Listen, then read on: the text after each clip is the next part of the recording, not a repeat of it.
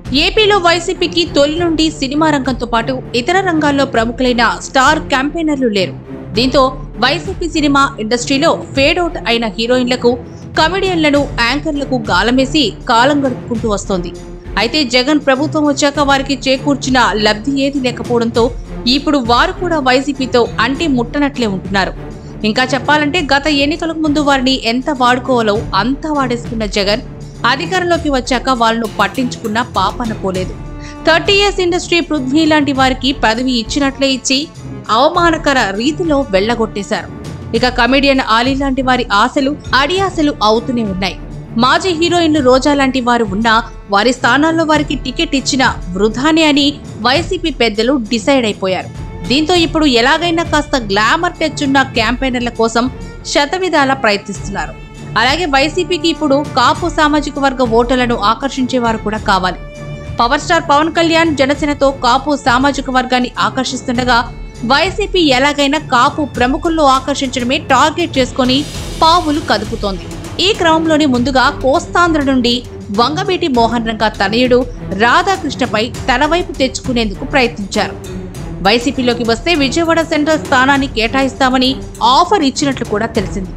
ఆ మధ్యన మిథున్ రెడ్డి రాధాకృష్ణతో చర్చలు జరిపినట్లు రాజకీయ వర్గాల సమాచారం. అయితే రాధాకృష్ణ వైసీపీలో చేరేందుకు ఆసక్తి అయితే చూపలేదు.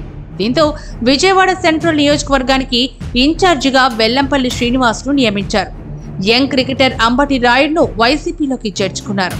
వచ్చే ఎన్నికల్లో గుంటూరు ఎంపీ స్థానం నుంచి రాయుడును పోటీ చేయించి రాష్ట్రమంతా తనతో ప్రచారం చేయించాలని భావించారు. కానీ రాయుడు పార్టీ చేరినంత సమయం కూడా ఆ పార్టీలో ఇమడలేక బయటకి వెళ్లిపోయారు. మంచి క్రికెటర్ అయిన రాయుడు కనీసం క్రిజ్లోకి రాకుండానే డకౌట్ అయిపోయారు. ఇక గోదావరి జిల్లాల విషయానికి వస్తే ఇక్కడ కాపు ఉద్యమ మాజీ నేత ముద్రగడ పద్మనాభం వైసీపీలో చేరిక దాదాపు ఖరారైంది. ఆయన కుమారుడితో వచ్చే ఎన్నికల్లో పోటీ చేస్తారని ప్రచారం కూడా జరుగుతోంది.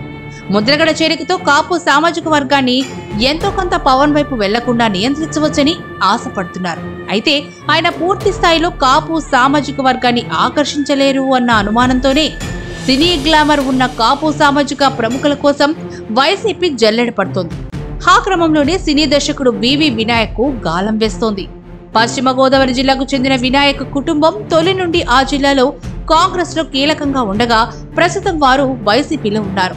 వినాయక్ సోదరుడు స్థానికంగా వైసీపీ కోసం పనిచేస్తున్నారు కూడా. అయితే ఈసారి వినాయక్ ను డైరెక్ట్ గా రంగంలోకి దింపాలని వైసీపీ పెద్దలు ఆశపడుతున్నారు. ఉమ్మడి తూర్పు గోదావరి జిల్లాలో ముద్రగడతో, పశ్చిమ గోదావరి జిల్లాలో వినాయక్ తో ప్రచారం చేయించాలని వైసీపీ ప్రయత్నాలు చేస్తోంది.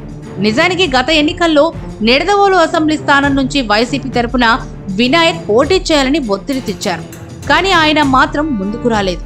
ఇప్పుడు మరోసారి ఏలూరు నుంచి కానీ రాజమండ్రి నుంచి కానీ పార్లమెంటు స్థానానికి ఖచ్చితంగా పోటీ చేయాలని ఒత్తిడి పెంచుతున్నట్లు తెలుస్తోంది. అయితే వినాయక్ స్వతహాగా చిరంజీవి అభిమాని, మెగా కాంపౌండ్ కు దగ్గరగా ఉండే వ్యక్తి. నందమూరి కుటుంబంతో కూడా మంచి అనుబంధం ఉంది ఆయనకి. రాజకీయంగా ఆయన కుటుంబం వైసీపీలో ఉన్నా ఇండస్ట్రీలో ఆయనకున్న స్నేహాలు, పరిచయాల వలన ఆయన వైసీపీ నుండి పోటీ చేసి జనసేనకు వ్యతిరేకంగా వెళ్లే పరిస్థితి ఉండదని పరిశీలకులు విశ్లేషిస్తున్నారు. వైసీపీ నేతలు మాత్రం వినాయక్ ఇంటికి దారేది అంటూ వెతుక్కుంటూ మరి వారి ఫ్యామిలీని కాకాపట్టే పనిలో ఉన్నట్లు తెలుస్తోంది. మరి వినాయక్ ఎలాంటి నిర్ణయం తీసుకుంటారో చూడాల్సింది.